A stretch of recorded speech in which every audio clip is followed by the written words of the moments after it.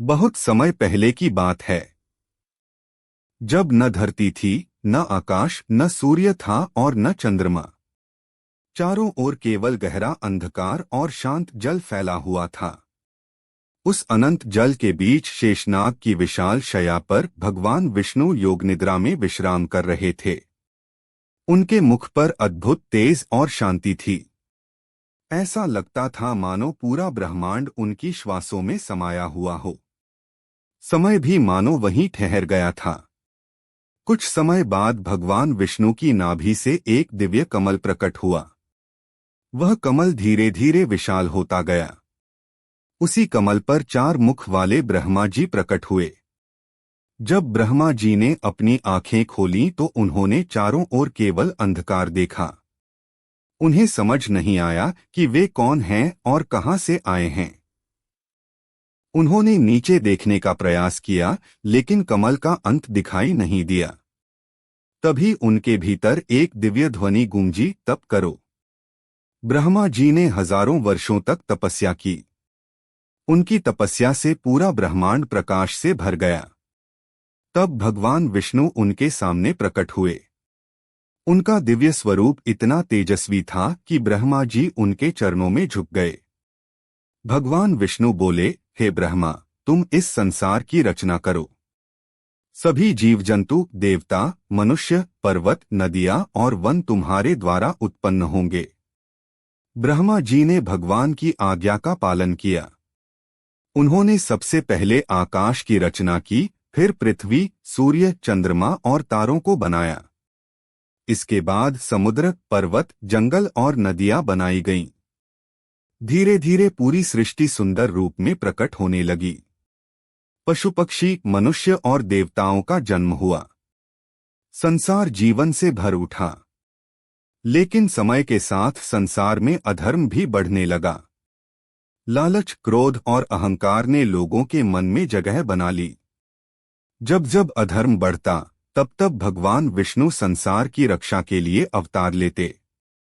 एक समय पृथ्वी पर हिरण्याक्ष नाम का अत्याचारी दैत्य उत्पन्न हुआ। वह बहुत शक्तिशाली था। उसके अत्याचारों से देवता भी भयभीत रहने लगे। उसने अपनी शक्ति के घमंड में पृथ्वी को समुद्र के भीतर छिपा दिया। चारों ओर हाहाकार मच गया। पृथ्वी पर जीवन समाप्त होने लगा।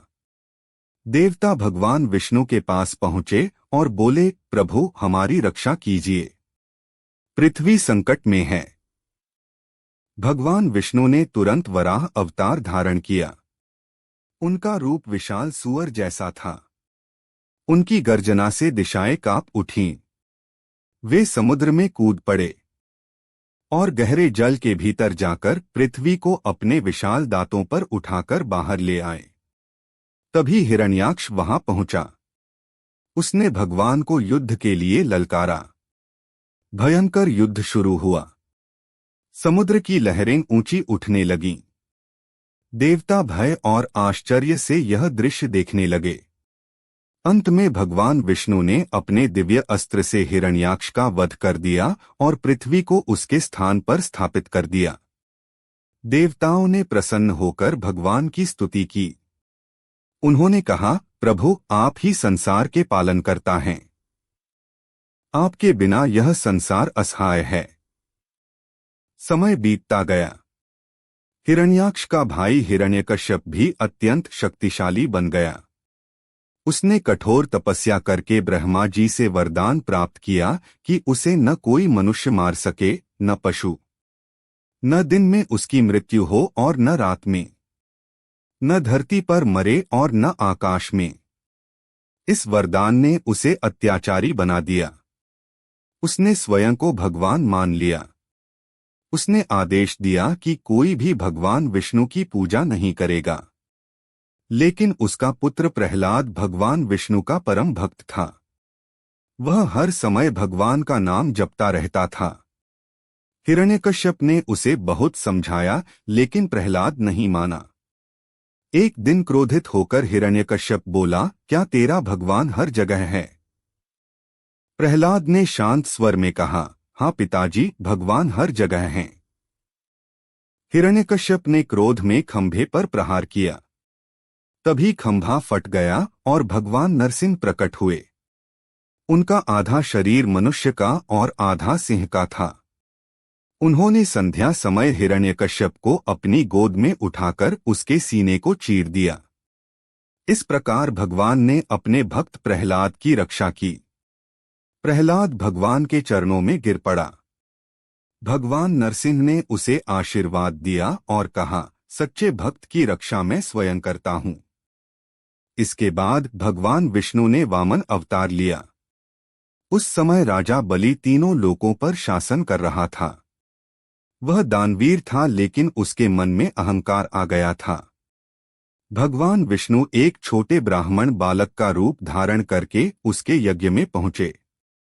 राजा बलि ने कहा, ब्राह्मण देव, आप जो चाहें मांग लीजिए।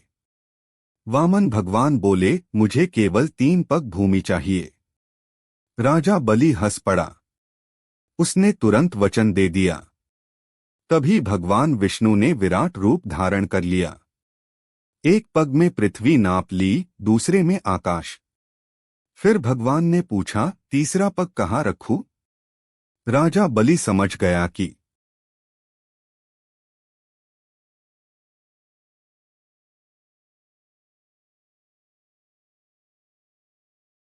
यह स्वयं भगवान हैं। उसने अपना सिर भगवान के चरणों में झुका दिया। भगवान ने उसके सिर पर तीसरा पग रख दिया और उसे पाताल लोक का राजा बना दिया। भगवान बोले, दान और विनम्रता ही सबसे बड़ा धर्म है। समय बीतने के साथ देवता और दैत्य अमृत प्राप्त करने की इच्छा करने लगे। अमृत समुद्र के भीतर छिपा था। तब भगवान विष्णु ने समुद्र मंथन का उपाय बताया। मंदराचल पर्वत को मथनी बनाया गया और वासुकी नाग को रस्सी। देवता और दैत्य दोनों समुद्र मंथन करने लगे। मंथन से सबसे पहले भयंकर विष निकला। उसका नाम हलाहल था।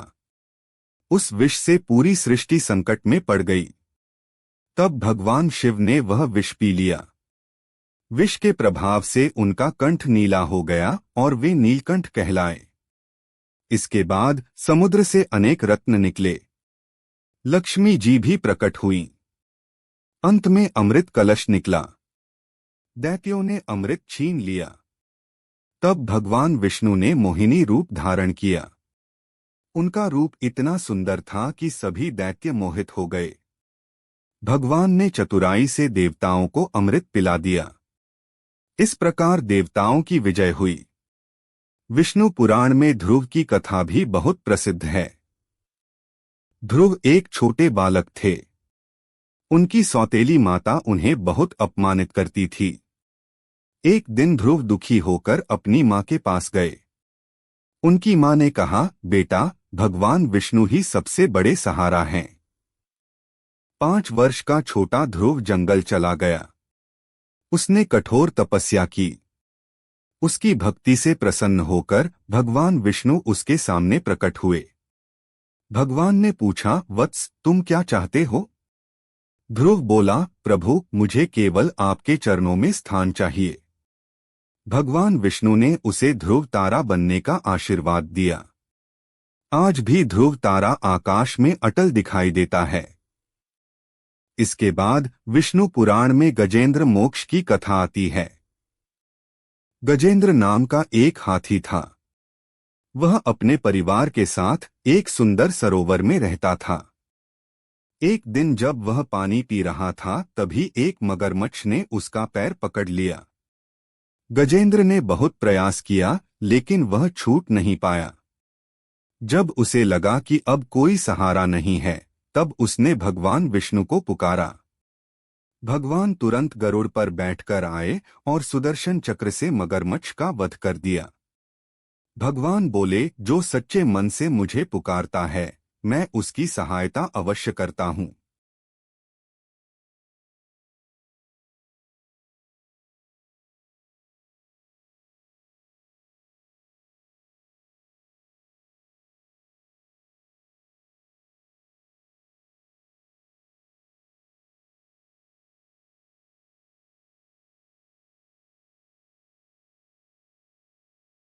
समय बीतता गया। पृथ्वी पर रावण का अत्याचार बढ़ने लगा। तब भगवान विष्णु ने श्री राम के रूप में जन्म लिया। अयोध्या में राजा दशरथ के घर राम का जन्म हुआ। राम बचपन से ही सत्य और धर्म का पालन करते थे। जब राम वनवास गए तो माता सीता और लक्ष्मण भी उनके साथ गए। वन में रावण ने छल से सीता का हरण कर लिया। तब भगवान राम ने वानरों की सेना बनाकर लंका पर आक्रमण किया। भीषण युद्ध हुआ और अंत में रावण का वध हुआ। राम ने संसार को सिखाया कि सत्य और धर्म की हमेशा विजय होती है। इसके बाद भगवान विष्णु ने श्री कृष्ण अवतार लिया। मथुरा में कंस नाम का अत्याचारी राजा था। उसे भविष्यवाणी मिली थी कि देवकी का 8वां पुत्र उसका वध करेगा। इस डर से उसने देवकी और वसुदेव को कारागार में बंद कर दिया। जब श्री कृष्ण का जन्म हुआ तो चमत्कार हुआ। कारागार के दरवाजे अपने आप खुल गए। वसुदेव जी कृष्ण को गोकुल ले गए। कृष्ण बचपन से ही अद्भुत लीलाएं करने लगे। उन्होंने पूतना का वध किया, कालिया नाग को हराया और गोवर्धन पर्वत उठाकर लोगों की रक्षा की। जब कृष्ण बड़े हुए तो उन्होंने कंस का वध कर दिया। महाभारत के युद्ध में उन्होंने अर्जुन को गीता का ज्ञान दिया। उन्होंने कहा, जब जब धर्म की हानि होती है और अधर्म बढ़ता है तब तब मैं अवतार लेता हूँ। विष्णु पुराण में कर्म का महत्व भी बताया गया है। मनुष्य जैसा कर्म करता है वैसा ही फल उसे मिलता है। अच्छे कर्म सुख देते हैं और बुरे कर्म दुख। एक बार नारद जी ने भगवान विष्णु से पूछा, प्रभु आपका सबसे प्रिय भक्त कौन है? भगवान मुस्कुराए और बोले, जो बिना स्वार्थ के दूसरों की सेवा करता है वही मुझे सबसे प्रिय है। नारद जी पृथ्वी पर गए। उन्होंने एक गरीब किसान को देखा जो दिन भर मेहनत करता था लेकिन हमेशा भगवान को धन्यवाद देता था। नारद जी समझ गए कि सच्ची भक्ति केवल पूजा में नहीं बल्कि अच्छे कर्मों में भी होती है। विष्णु पुराण में कलयुग का भी वर्णन है। कलयुग में लोगों के मन में लालच, क्रोध और अहंकार बढ़ जाएगा। लोग धर्म से दूर हो जाएंगे। लेकिन जो व्यक्ति भगवान का नाम लेगा और अच्छे कर्म करेगा, भगवान उसकी रक्षा करेंगे। माता लक्ष्मी का भी विष्णु पुराण में विशेष महत्व बताया गया है। लक्ष्मी जी वहीं निवास करती हैं जहां प्रेम, सत्य और स्वच्छता होती है। एक गरीब ब्राह्मण था। वह बहुत गरीब था।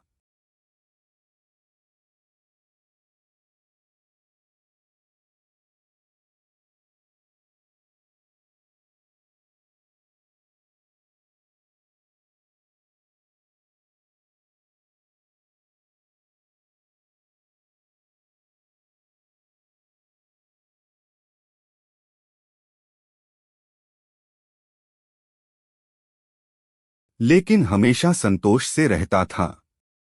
वह रोज भगवान विष्णु और माता लक्ष्मी की पूजा करता था। एक दिन भगवान और लक्ष्मी जी साधारण वेश में उसके घर पहुंचे। ब्राह्मण ने प्रेम से उन्हें भोजन कराया। भगवान उसकी भक्ति से प्रसन्न हो गए और धीरे धीरे उसके जीवन में सुख और समृद्धि आने लगी। विष्णु पुराण में गुरु का महत्व भी बताया गया है। एक शिष्य ने अपने गुरु से पूछा, गुरुदेव भगवान कैसे मिलते हैं? गुरु बोले, जब मन से अहंकार समाप्त हो जाएगा तब हर जीव में भगवान दिखाई देंगे। शिष्य ने वर्षों तक सेवा और साधना की। धीरे धीरे उसका मन शांत हो गया। तब उसे हर प्राणी में भगवान दिखाई देने लगे। विष्णु पुराण यह भी सिखाता है कि माता पिता की सेवा सबसे बड़ा धर्म है। एक युवक रोज पूजा करता था लेकिन अपने बूढ़े माता पिता की सेवा नहीं करता था। एक दिन भगवान ने उसे स्वप्न में दर्शन देकर कहा, जब तक तुम अपने माता पिता की सेवा नहीं करोगे तुम्हारी पूजा अधूरी रहेगी। युवक ने अपनी गलती समझी और माता पिता की सेवा करने लगा। धीरे धीरे उसके जीवन में सुख और शांति लौट आई। विष्णु पुराण में दया और करुणा को सबसे बड़ा गुण बताया गया है। एक शिकारी रोज पक्षियों का शिकार करता था। एक दिन उसने एक घायल पक्षी को अपने बच्चों के लिए संघर्ष करते देखा। उसका हृदय बदल गया। उसने अपना धनुष फेंक दिया और हिंसा छोड़ दी। बाद में वह भगवान का भक्त बन गया। इस कथा से शिक्षा मिलती है कि मनुष्य चाहे कितना भी पापी क्यों न हो, अगर वह सच्चे मन से बदल जाए तो भगवान उसे स्वीकार कर लेते हैं। विष्णु पुराण मोक्ष का मार्ग भी बताता है। मोक्ष का अर्थ है जन्म और मृत्यु के बंधन से मुक्ति। यह तभी संभव है जब मनुष्य अपने मन को शुद्ध करे, अच्छे कर्म करे और भगवान की भक्ति करे। एक वृद्ध साधु नदी किनारे रहते थे।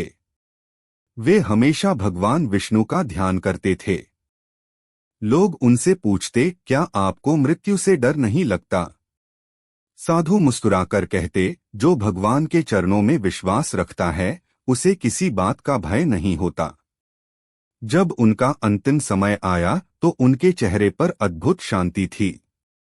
लोग समझ गए कि सच्ची भक्ति मनुष्य को निर्भय बना देती है। विष्णु पुराण यह भी सिखाता है कि क्रोध मनुष्य का सबसे बड़ा शत्रु है। एक राजा बहुत क्रोधी था।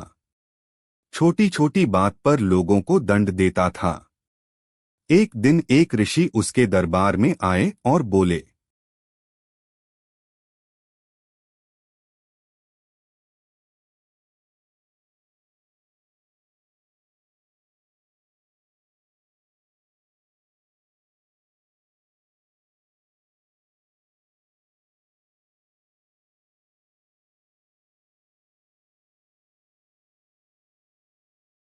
राजन, यदि तुम संसार जीतना चाहते हो तो पहले अपने क्रोध पर विजय प्राप्त करो।